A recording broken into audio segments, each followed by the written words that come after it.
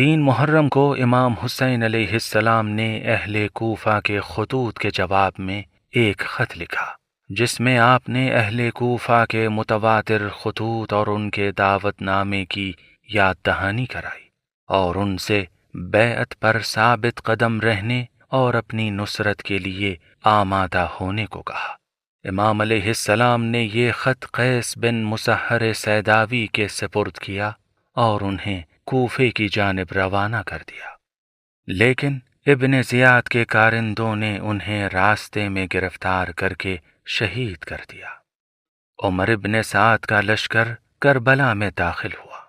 حر ابن یزید ریاحی کے ذریعے کربلا میں امام حسین علیہ السلام کے قافلے کا محاصرہ کر کے آپ کو کوفے کی طرف جانے سے روکنے کے بعد عبید اللہ بن زیاد نے یزیدی لشکر کی کمان عمر ابن سعد کو سونپ دی۔ عمر ابن سعد 3 محرم سن 61 ہجری کو مزید 6 یا 9 ہزار کے لشکر کے ہمراہ زمین کربلا میں داخل ہوا۔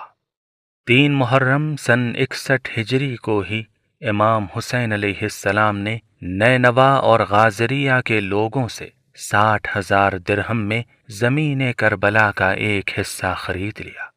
مگر اس شرط کے ساتھ کہ وہاں کے باشندے آپ کی شہادت کے بعد آپ کے زائرین کو آپ کی قبر کی جانب رہنمائی کریں گے